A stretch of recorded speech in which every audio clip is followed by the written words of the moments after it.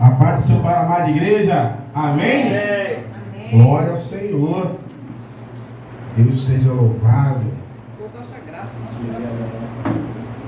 Maravilhoso estar na casa do Pai e adorar o Senhor. Gostaria que você abrisse aí a sua Bíblia. Livro de Juízes, capítulo de número 3. Vamos ler o versículo 1 até o versículo de número 14. Estas são as nações que o Senhor deixou ficar para, por meio delas, provar a Israel, a todos que não haviam experimentado nenhuma das guerras de Canaã, tão somente para que as gerações dos filhos de Israel delas aprendessem a guerra, pelo menos que dantes não tinham o conhecimento. Estas nações eram 5 chefes dos filisteus, todos os cananeus, os sidônios e os aveus que habitavam no monte Líbano, desde o monte Baal-Hermon até a entrada de Amate. Estes, pois, deixou ficar a fim de por eles provar os filhos de Israel, para saber se dariam ouvidos aos mandamentos do Senhor, que ele tinha ordenado a seus pais por intermédio do seu servo Moisés. Habitando, pois, os filhos de Israel entre os cananeus, os heteus, os amorreus, os perizeus, os heveus e os jebuseus, tomaram por mulheres as filhas deles e deram as suas filhas aos filhos dos mesmos, e serviram aos seus deuses.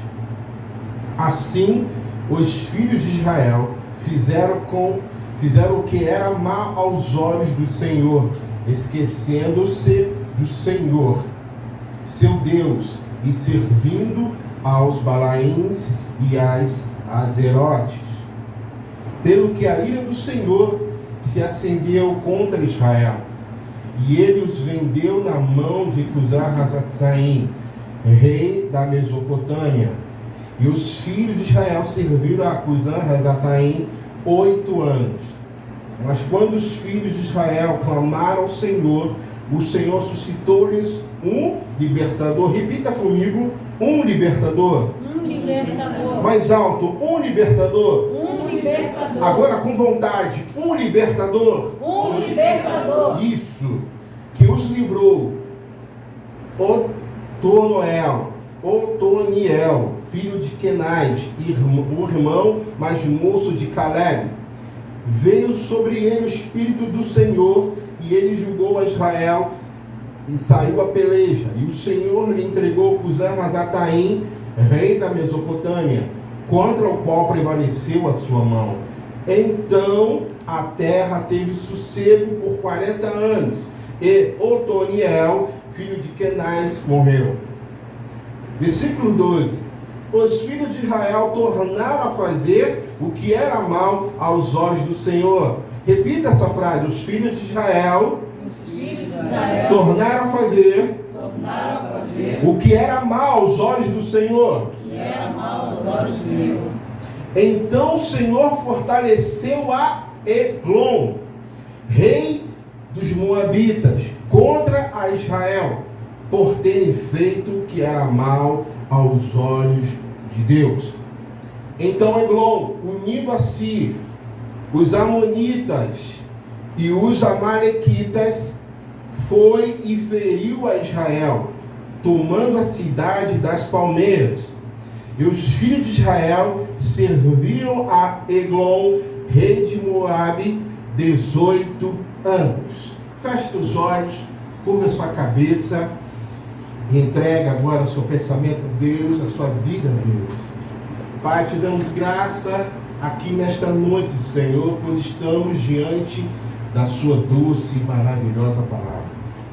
Pai, seja conosco nessa noite, fala aos nossos corações, que não venhamos, ó Pai, ficar desapercebidos, mas atentos a tudo aquilo que for falado, a tudo aquilo que for, ó Deus, ofertado aqui a nós nessa noite, que possamos sair daqui mais cheios da Tua presença, da Sua glória, da Sua bondade, do Seu amor. Ó Pai, seja conosco nessa noite, ó Pai, e que Teu vaso aqui diminua, e que a Tua glória prevaleça sobre esta casa e sobre este altar, para abençoar a vida daqueles que estão ouvindo essa palavra, aqueles que estão aqui na casa do Senhor, seja contagiados pela Tua unção e pela Tua glória, em nome de Jesus. Você diga amém?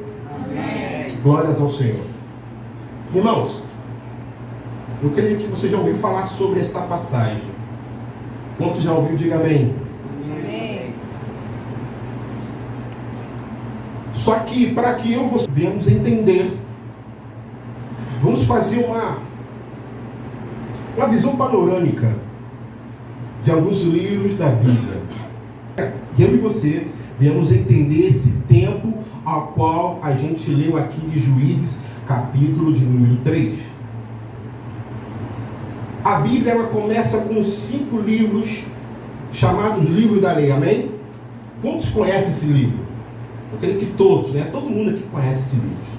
São o quê? Gênesis, Êxodo, vamos lá, Levítico, Números, Deuteronômio. Isso aí. 5 livros. Pentateuco. Onde este último, Deuteronômio, termina com o discurso de Moisés nas campinas de Moabe, como descrito no capítulo 32, do versículo 44 ao versículo 50, e no capítulo 34, versículo 1. Depois vem o livro de Josué, que é o livro de conquistas. Repita comigo: livro de conquistas. Livro de conquistas. Livro de vitórias dos feitos de Israel. Livro de vitória e dos feitos de Israel. Livro de vitória. Isso aí. E E dos feitos de Israel. Eu falo para a gente repetir, para que a gente venha gravar. Porque a repetição faz a gente ativar a memória. Então, vemos que Israel, aqui no livro de Josué, passa a conquistar a terra prometida. Deus permite que Josué venha a captar, venha a realocar a nação de Israel, parte da terra prometida. Não deixa tudo. Então, com o passar do tempo, Israel deveria conquistar o restante das terras. Então, a nação de Israel, o povo de Israel, deveria conquistar o restante das terras, para que venha se completar a obra do Senhor. E para que eles venham ter experiências com batalhas. Mas o interessante é que a história vai nos dizer que eles não fizeram isso. Se você for ver o livro de Josué, você vai ver que Josué venceu um montão de batalhas. O maior estrategista da Bíblia, o maior estrategista de guerra da Bíblia, general de batalhas, Josué, servo do Senhor dos Exércitos. Aleluia! Ele era um grande estrategista. Então, parte do território ali de Canaã, da terra prometida, ele conquistou. Mas o povo deveria, as tribos deveriam conquistar o restante. Agora aqui no livro de Juízes, começa a presença do povo, as 12 tribos ali espalhadas pelo território.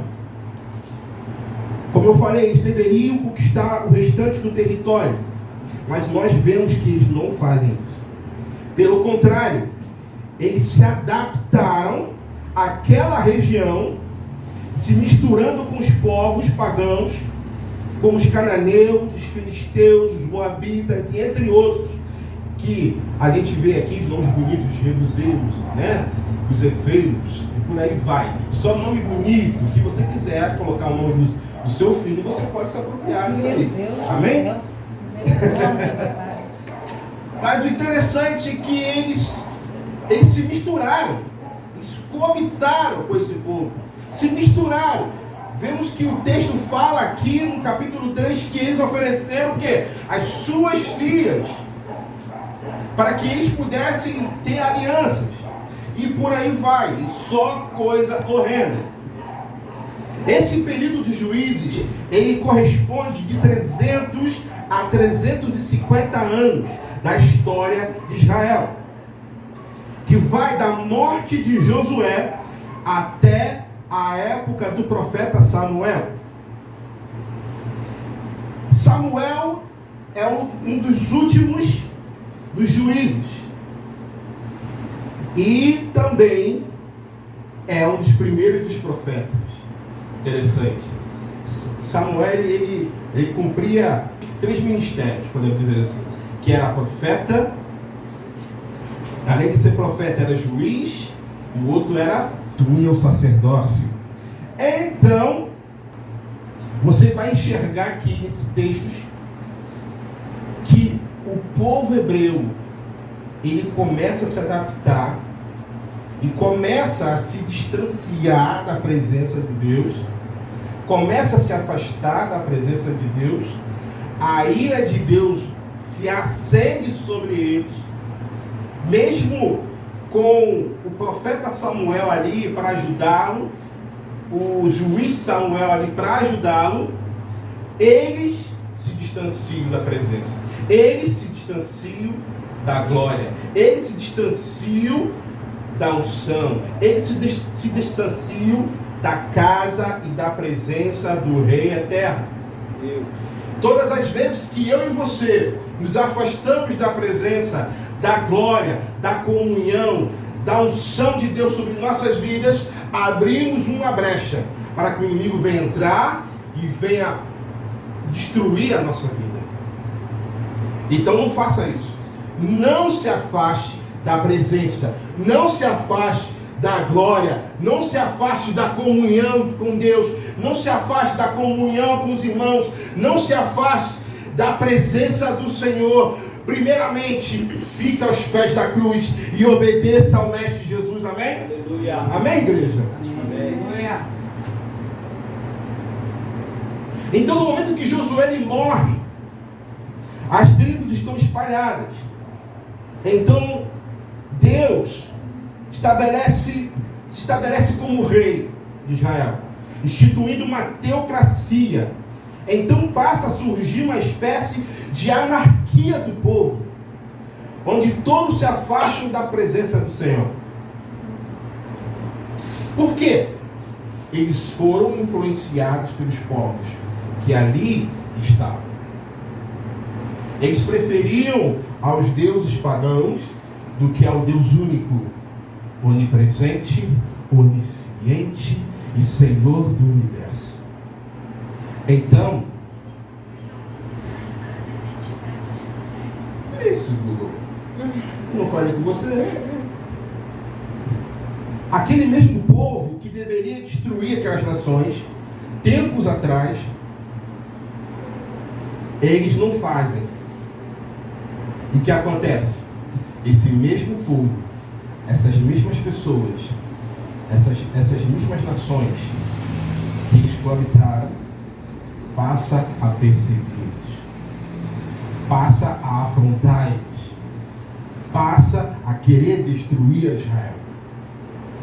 Quando nós não obedecemos à ordem de Deus, padecemos com os nossos inimigos, caímos nas mãos dos nossos inimigos. Deus permite para que você veja que Ele é o Senhor de todos, é o Senhor de tudo, e somente dele vem a vitória, somente dele vem a provisão, e somente dele vem a resposta, e somente dele vem a vitória. Aleluia. Quantos estão entendendo? Diga amém. Amém. Glória a Deus. Então Josué morreu. O povo está na terra prometida. Ao invés de conquistar o restante do território, fica com os outros povos e adora os outros deuses, se mistura entre eles, bagunça toda a sua história. O povo começa a se misturar na idolatria, naquela anarquia contra Deus. E a ira de Deus começou a se acender, meu irmão. E aí chegamos no período agora de juízos. Se você perceber, se você for criar uma divisão lógica do livro de Juízes, você vai observar os seguintes parâmetros. Do capítulo 1 ao capítulo 2, a desobediência do povo hebreu. Do capítulo 3 ao capítulo de número 17, as opressões ou as disciplinas do Altíssimo. Do capítulo 18 ao capítulo 21, desordem, ou a decadência espiritual, moral e social do povo de Israel. Abra sua Bíblia no capítulo 2, do versículo 8 ao versículo 13. Juízes, capítulo 2, do versículo 8 ao 13.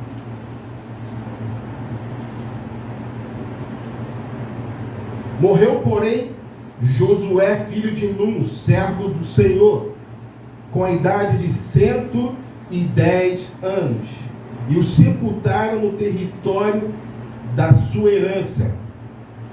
Esse nome tão bonito aí que vocês já viram aí que está escrito. Na região montanhosa de Efraim, para o norte do Monte Gaás. E foi também congregada toda aquela geração a seus pais.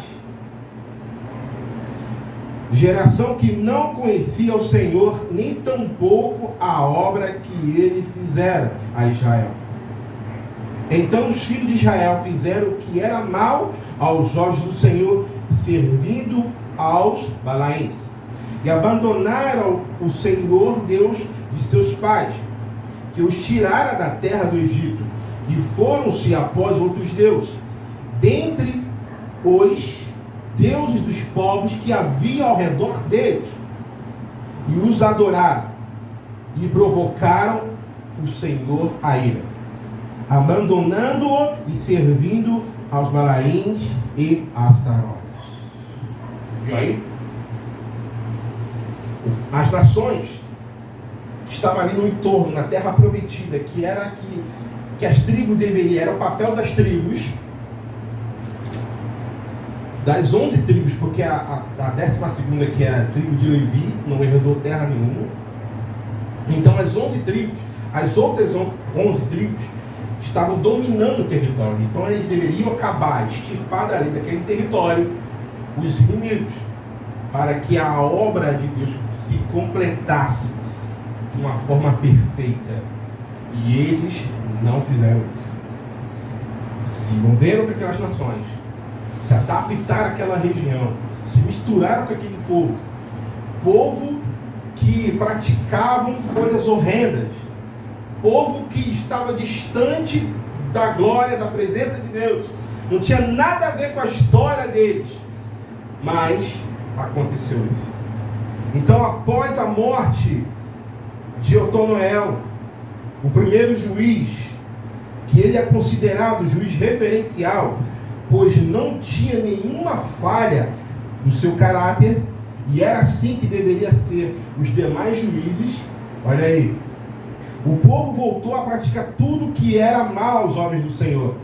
Desta feita se levantou contra ele os filhos de Israel, Eglon, rei dos Moabitas, formando uma aliança inimiga para afligir o povo hebreu. Eglon juntou-se com os amonitas, os amalequitas, e feriu Israel, tomando a cidade das palmeiras. É a cidade de Jericó, a região ali de Jericó, uma região muito bonita. Fazendo assim o povo servir por 18 anos. Foi diante desta aflição que Eude, o segundo juiz de Israel, apareceu. Você vai ver a história aqui no capítulo 3. Vamos voltar lá para o capítulo 3. A gente parou no versículo 14, né?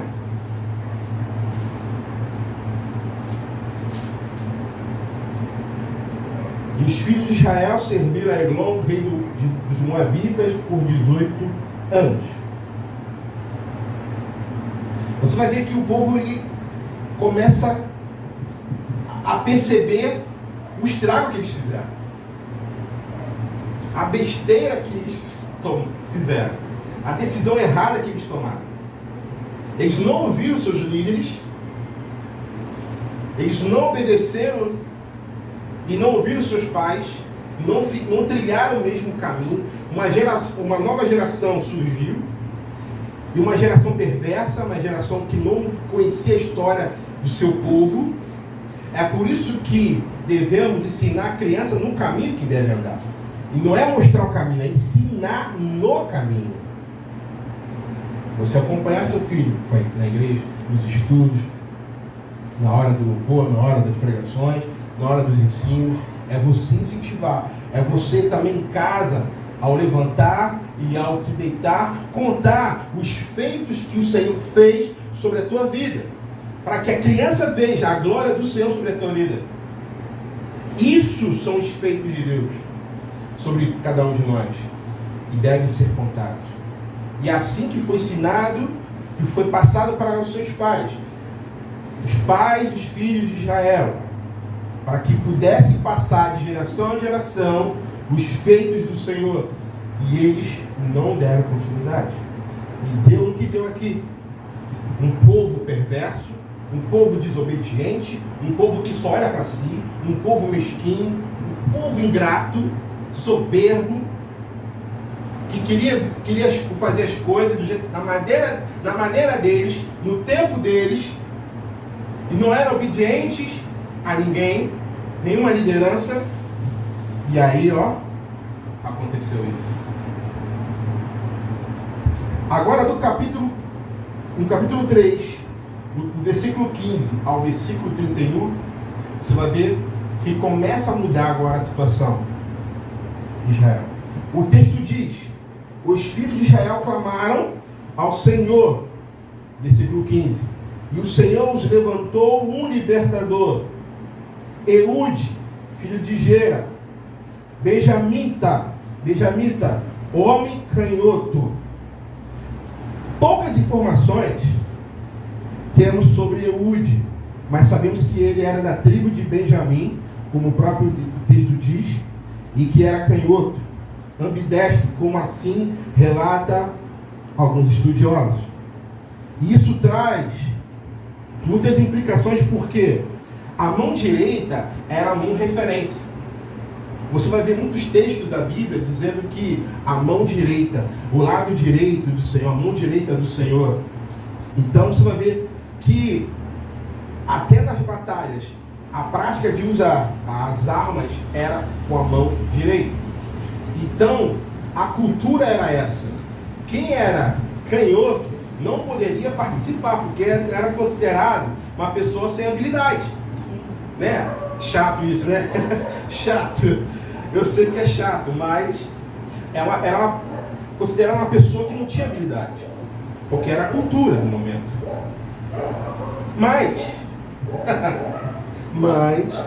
Porém, todavia, conseguinte, no entanto, Deus não olha para isso.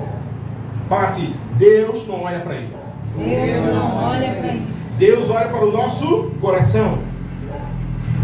Deus olha para o nosso coração, a nossa sinceridade. Aleluia. A nossa maneira de ser, a nossa sinceridade no nosso caminho, a nossa fidelidade. Deus olha para isso. Foi assim com Davi. Davi era o menor dos seus irmãos, não era? Davi era o menorzinho de todos, mas era o mais valente. Como pode o menor ser o mais valente, ser o mais corajoso? Davi, quando estava cuidando das ovelhas do seu pai, que era um negócio da família, olha só, Davi cuidava do negócio da sua família, era dali que tirava o sustento da sua casa. Se acontecesse algo com as ovelhas do seu pai, todos iam passar fome, porque das ovelhas tirava o quê? O leite, a carne e a lã. Principais itens: leite, carne e a lã. A lã se faz o que? As vestes. roupas, cobertores, mantos, casacos, túnicas. E também tirava-se a pele para fazer outros feitos. Para fazer o quê? Peitoral, para fazer cintos, para fazer sandálias. Mas, então, os principais itens eram o quê? A carne, o leite e a lã, que era parte do comércio no momento. E se acontecesse algo com as ovelhas, tudo ia por água abaixo. Eles iam passar fome. Então, o que acontecia? Se viesse o lobo, o que Davi deveria fazer? Sair correndo? Não. Ele ia lá, pegava a ovelha da boca do lobo e matava o lobo. Se viesse o urso, ele ia lá, enfrentava o urso e tirava a ovelha da boca do urso. Se viesse o leão, ele ia lá, tirava a ovelha da boca do leão e matava o leão. E foi assim que ele fez. Ele cuidava dos negócios da sua família.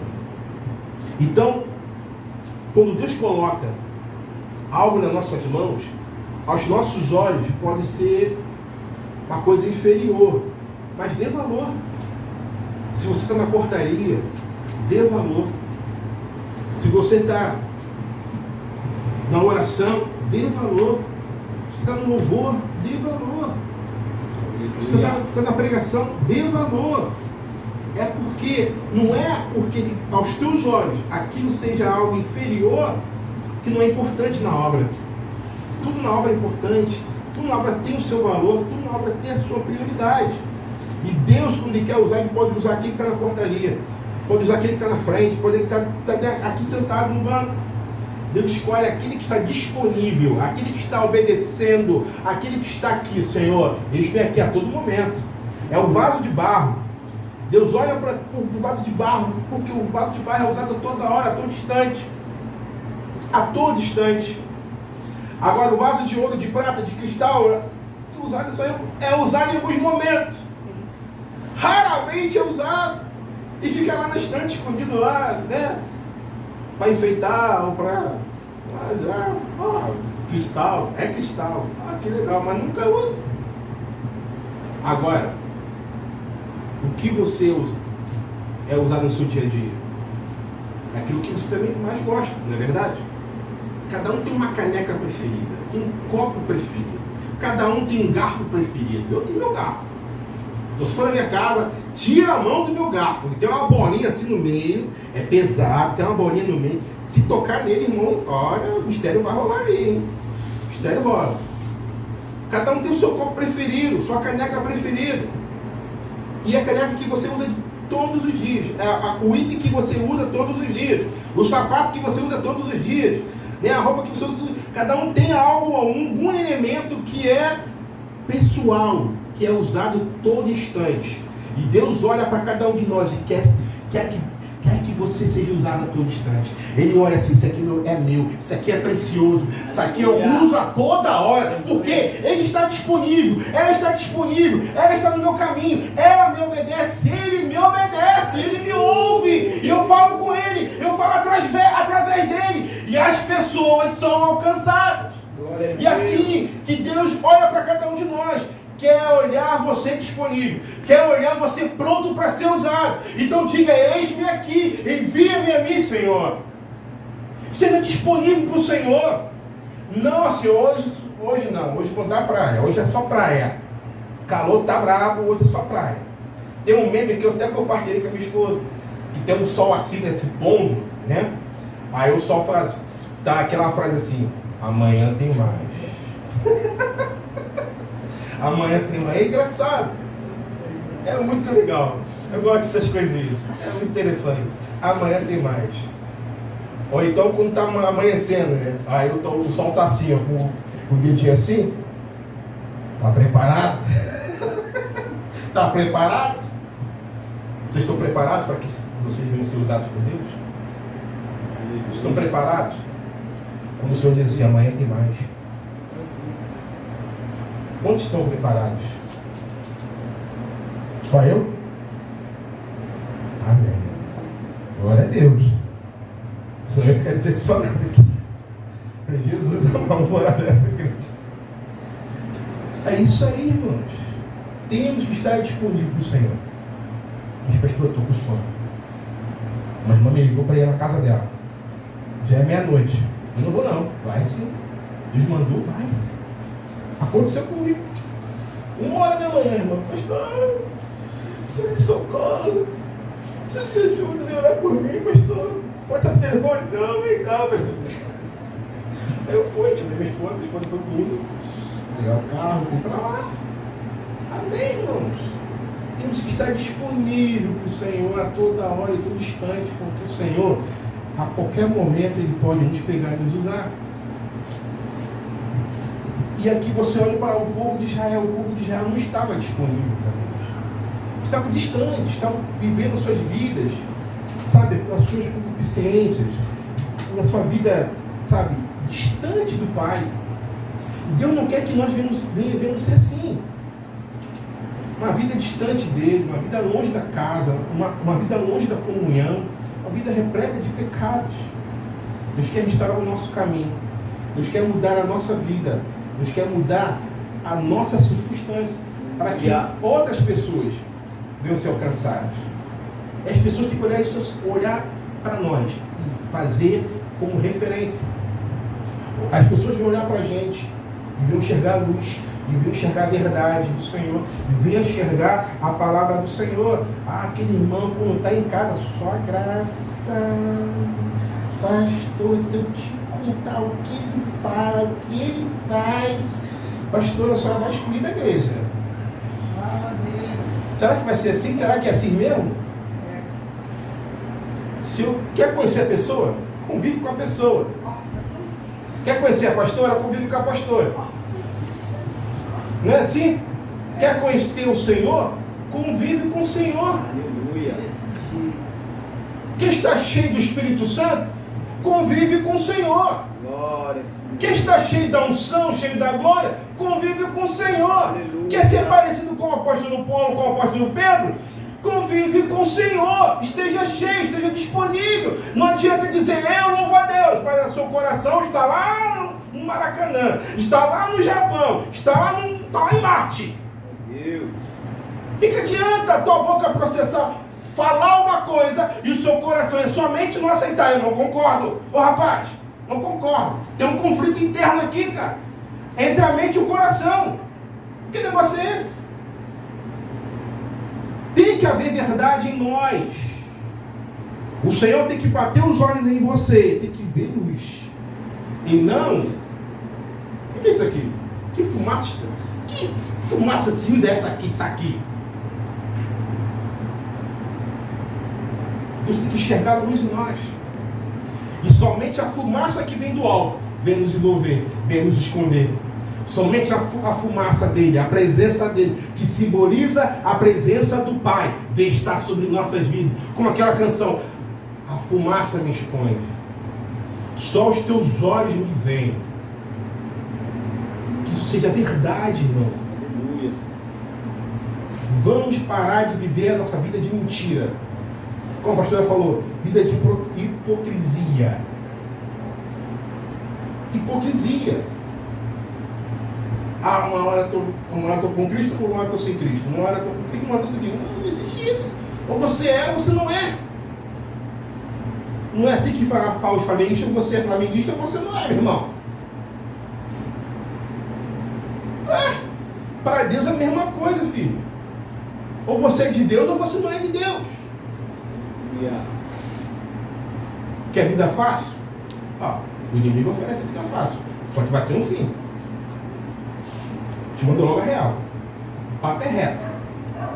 Como aquela irmã fala na internet. Olha só. Ele é o manda-chuva, ele que manda. Ele dá a ordem, os anjos vêm e obedecem.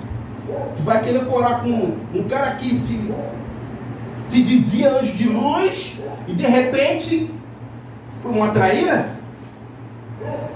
Pegou a terça parte dos anjos? Malocou até essa parte, ludibriou lá, os caras caíram, os caras que eram mente fraca. Os anjinhos que eram mente fraca caiu com ele. Mas todos foram condenados. E quer arrastar o resto da humanidade com eles, cara. Você quer ir junto nesse barco? Porque ele oferece o mundo. O mundo jaz no maligno, não está morto, está dormindo no maligno. Está indo lá, querendo subir para o inferno. E você quer entrar nesse bonde? Ah, não quero ter riqueza. Irmão, a riqueza da terra tem fim, mano. É assim que esse é o papo reto. A riqueza da terra tem fim, ponto, acabou. Mas o que você escolhe terá consequências eternas. Ou você escolhe Deus, ou você escolhe o outro lado. Que se acha, né? Ele se acha, mas não é. A luz dele não é verdadeira, é falsa. A luz falsa um dia acaba. Um dia queima. E a luz dele vai se queimar. É luz falsa. Então escolha Deus. Escolha viver com Deus. Amém? Vamos voltar aqui aquilo que eu estava falando. Deus escolhe Eude para ser o libertador do povo hebreu. Você pode perceber isso do versículo 15 em diante do capítulo 3. Aí Eude ele vai lá e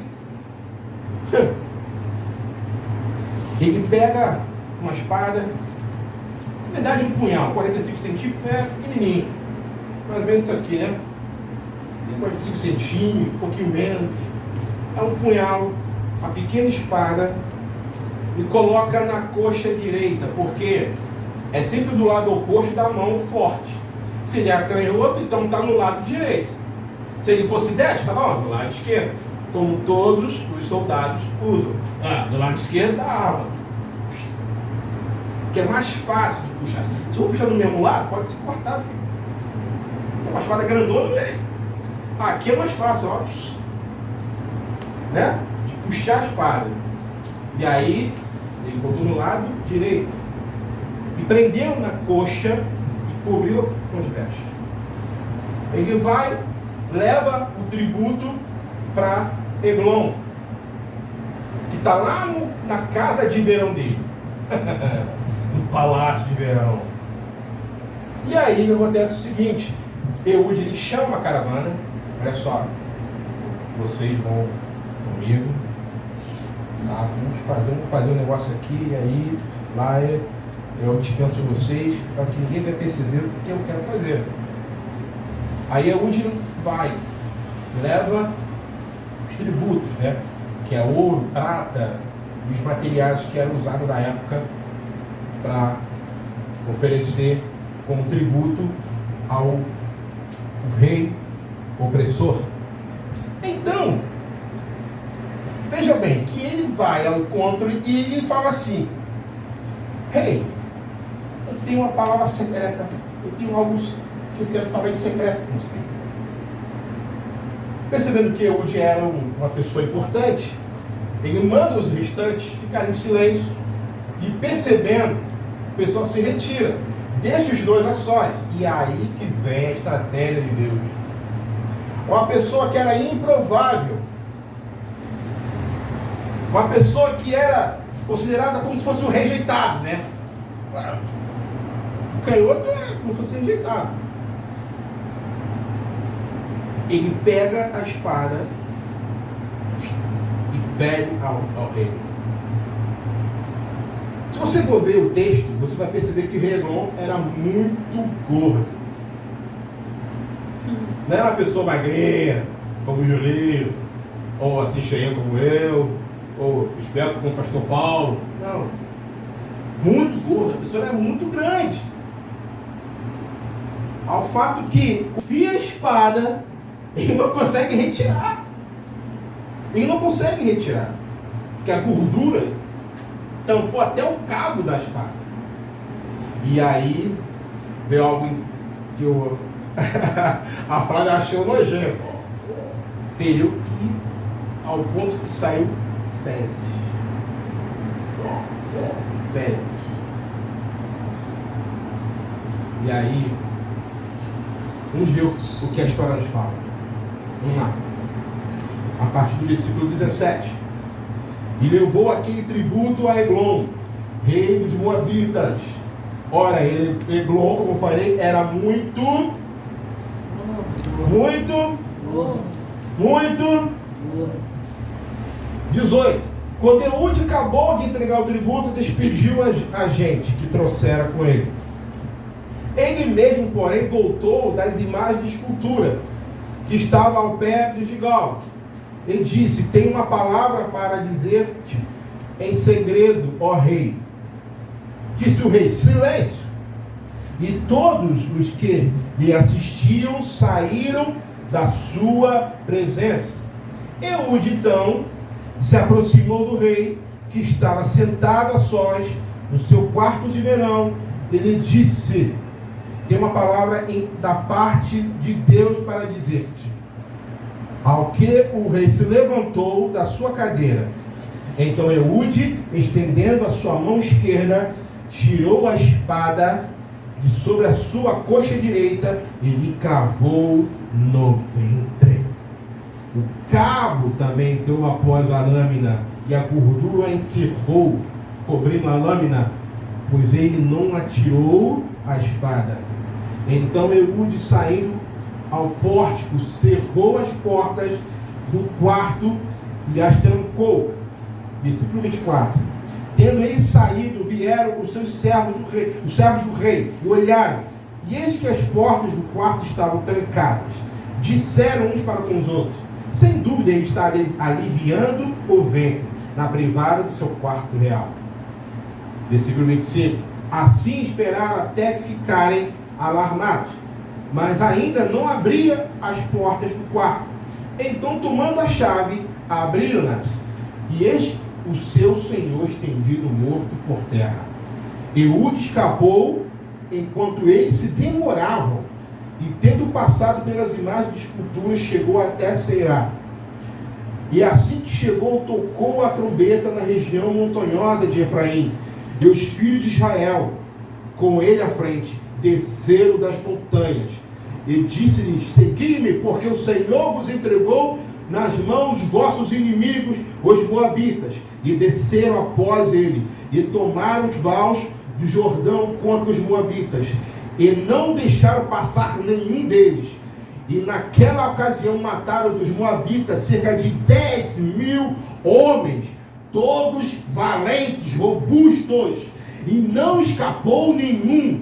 Assim foi subjugado Moabe naquele dia debaixo da mão de Israel, e a terra teve sossego por 80 anos. Glória a Deus. Glória a Deus. A pessoa improvável foi e cumpriu o chamado, a vocação de Deus. Obedeceu ele, porém poderia correr risco de quê? De ser parado no meio do caminho. Talvez na hora que estava oferecendo tributo, e poderia, alguém dos soldados poderia perceber a lâmina ali, né?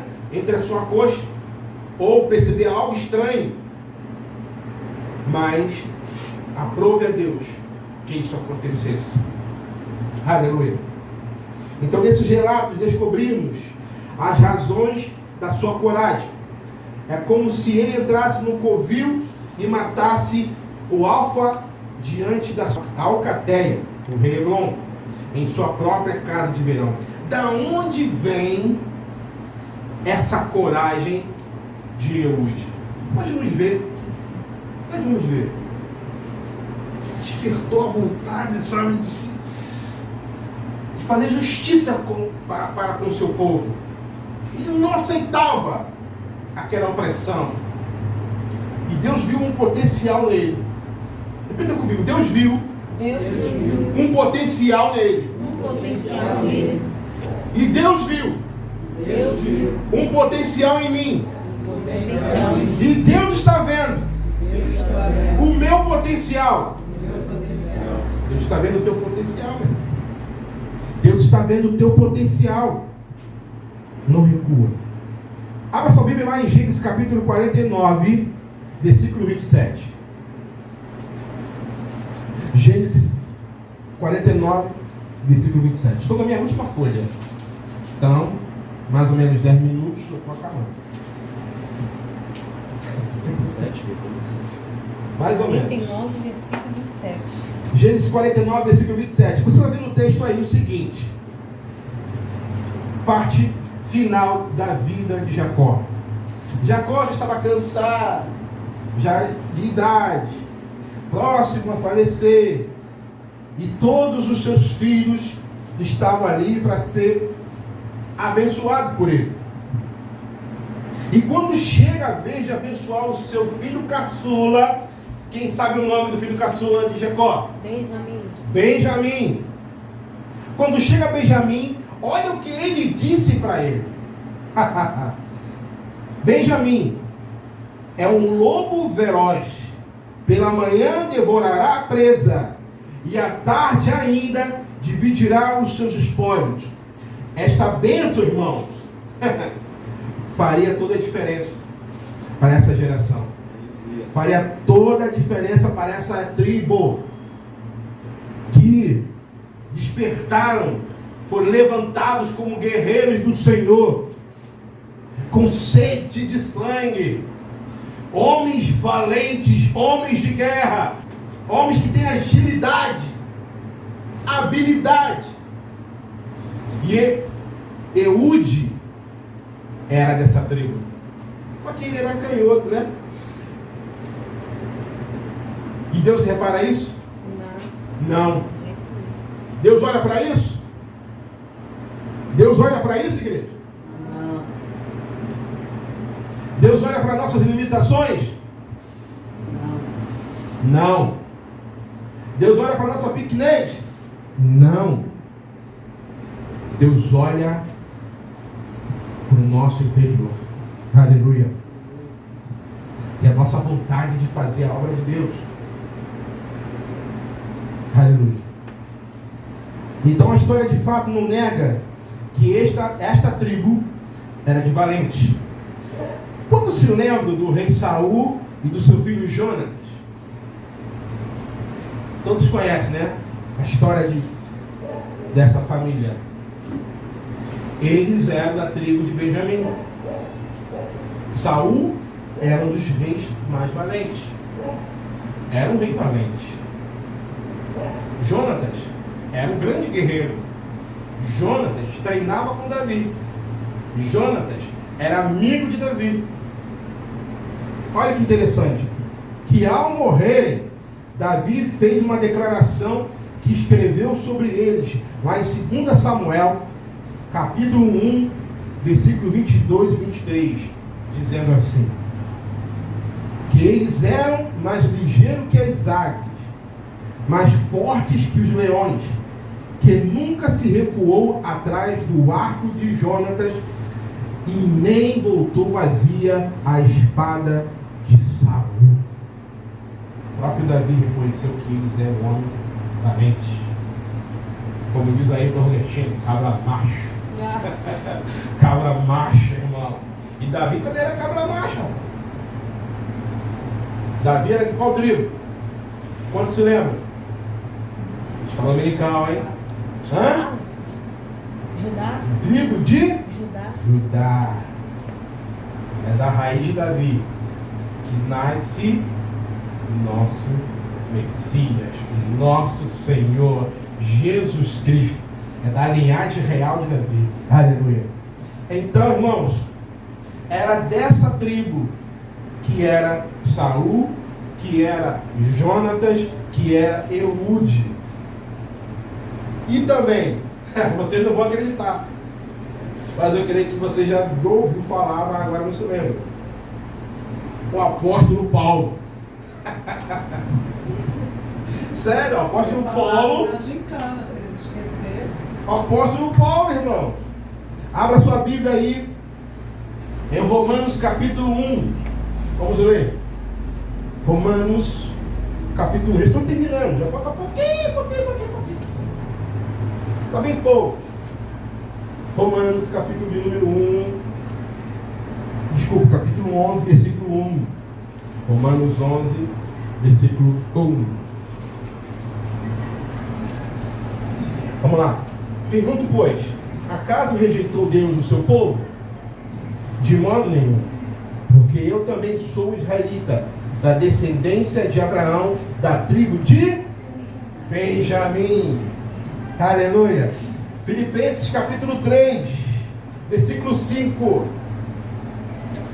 Filipenses capítulo 3, versículo 5.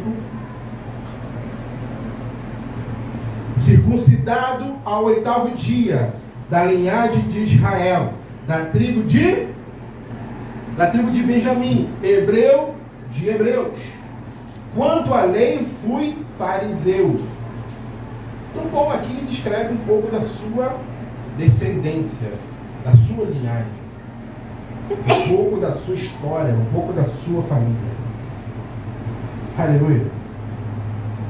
Agora do versículo 22, do capítulo 3 de Juízes, ao final, nesse desfecho nós vemos um homem de coragem, improvável, pois ninguém dava nada por ele, e que fez um feito gigantesco, libertando o seu povo de um opressor tirano. Então, eu destaquei 3 lições, somente 3 para a gente fechar a palavra aqui dessa noite. Primeira lição que nós destacamos nesse período de Juízes, ao qual aqui escrevemos no capítulo 3. Não espere pela chegada do perigo ou da crise para que você possa buscar a face de Deus.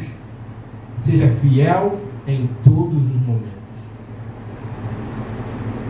Não espere chegar a crise, não espere chegar o perigo, não espere chegar o problema. Seja fiel.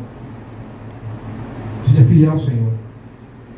Segunda lição: Deus não olha as aparências ou as nossas limitações. Ele requer de nós obediência às suas ordens, fidelidade e integridade de coração. Esse é o caminho. É o caminho que leva à perfeição. Se você obedecer a Deus, a sua palavra, e trilhar nesse caminho, a sua vida, a nossa vida será próspera. Será abençoada. E vamos abençoar muitas pessoas. Alcançaremos muitas pessoas, mesmo sem querer. Imagine você passar por um lugar e a tua sombra curar. A sombra de Pedro curava. Imagina você pegar um lenço, e esse lenço que você disponibilizar, e a pessoa pegar e levar para casa e orar para outra pessoa e abençoar outra pessoa. E a pessoa ser curada, a pessoa ser liberta. Irmãos, é Deus. É Deus agindo em nós. Não é o lenço, a sombra. Não, irmãos. É Deus agindo em nós. Moisés tinha tanta comunhão com o Pai, tanta comunhão com Deus, que sua face brilhava, o seu rosto brilhava. Olha, que possamos ser bem próximos disso.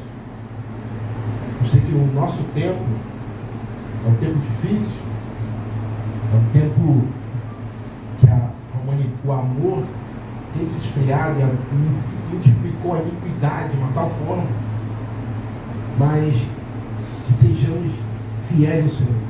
Aleluia. Que venhamos vencer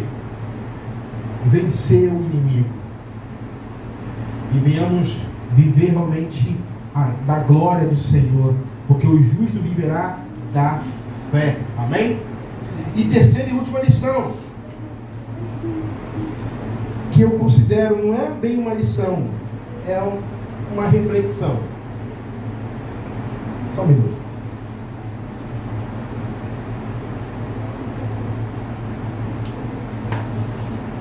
Juízes aponta para Jesus, o verdadeiro líder, o mais inesperado e verdadeiramente Jesus é o líder mais improvável de todos. A Bíblia diz que não havia nele beleza e nem formosura, mas pelas suas pisaduras nós fomos sarados. Nasceu dentro de uma manjedoura. Pode vir algo bom de Nazaré? E o Messias veio como verdadeiro libertador, o verdadeiro juiz. E diferente de Rude, Jesus não precisou portar uma arma ou assassinar a alguém. Pelo contrário, foi humilhado, crucificado, para que pudéssemos ter paz completamente por toda a vida. E vida em abundância. Irmãos, que Deus te abençoe. E que esta palavra fique no seu coração. Fica de pé nessa noite. Vou orar por você. Quantos querem ser cheios de coragem, tomados de coragem? Você pode estar achando, eu sou improvável, não me considero uma pessoa digna, não me considero uma pessoa assim, não é uma pessoa valente, mas eu quero ser uma pessoa de coragem, uma pessoa valente na mão do Senhor, uma pessoa que vai realmente fazer a obra do Senhor, realmente vai levar o ID de Jesus, que vai ser referência, se você quer ser essa pessoa. E se você aceita ser orado, vem aqui à frente, que eu vou orar por você. Eu me coloco aqui na frente, porque cada dia eu quero ser uma referência na mão do meu Deus. Eu quero alcançar muitas pessoas. Eu quero cada dia ser moldado pelo Espírito Santo. Que o meu modo de ser, meu modo de agir, de pensar, venha a ser de acordo com o Pai, de acordo com o Senhor. Eu não quero ser mais um na história. Eu quero ser aquele que realmente fez a vontade do Pai. Amém? Vamos orar pelos nossos amados irmãos aqui. Tiveram coragem. Não for só o Júlio mesmo. Você também? Mais alguém? Quantos querem ser tomados por coragem? Assim como Caleb, assim como Josué, assim como Eude, assim como Davi. Vamos orar. Pai, nos colocamos em tua presença, Senhor. Nos humilhamos diante da sua potente mão. E sabemos que sem ti nada podemos fazer. Ó Pai, seus filhos ouviram a sua palavra e estão aqui diante do seu altar, Senhor, querendo ser melhores. Eu também me coloco diante do teu altar, porque a cada dia eu quero melhorar. Cada dia eu quero que meu eu morra e que a tua glória brilhe sobre a minha vida, que a tua presença fale mais alto. Ó Pai, que não seja minhas mãos tocando nos seus filhos. Ó Pai, que eles possam ser referência aonde quer que eles venham estar, aonde quer que eles venham pisar a planta dos nossos pés, que eles venham ser bênção para a tua honra e para a tua glória, Senhor Jesus. Abençoa seus filhos, Pai. Toma eles de coragem. Enche eles de fidelidade, enche eles da sua unção, da sua glória, para que a sua vida seja como referência, para que a sua vida, ó Pai, venha alcançar vidas. Glória a Deus. Possam, Pai, com o abrir das suas bocas, venham abençoar e não maldizer. Venham, ó Pai, proclamar a sua cura e vidas venham ser curadas. Venham proclamar libertação e vidas venham ser libertas. Venham proclamar a salvação e vidas venham ser salvas para a tua honra e para a tua glória. Senhor, que eles venham ser valentes nessa terra, assim como a descendência de Benjamim, assim como aqueles que são da tribo de Judá, assim, ó Pai, também que eles venham ser diante da tua mão, diante da sua presença, ó Pai, que eles venham ser valentes nessa terra, cheios de coragem, cheios de audácia e cheios da tua glória, cheios da sua presença, para que eles venham, ó Pai, invadir o terreno do inimigo e levar a tua glória, a tua presença, a tua Shekinah, para onde quer que eles venham entrar, em nome de Jesus, em nome de Jesus, amém e amém. Deus te abençoe, aplauda o Senhor, aleluia. Que você seja uma pessoa valente, uma pessoa cheia de coragem, mesmo que o mundo venha dizer para você, é improvável dele ou dela ser assim. Não, Deus não olha para as nossas imperfeições ou nossas limitações, saiba disso. Deus olha para o nosso coração e assim quer nos levantar, porque estamos disponíveis para o seu chamado. Amém? Glória a Deus. Deus te abençoe.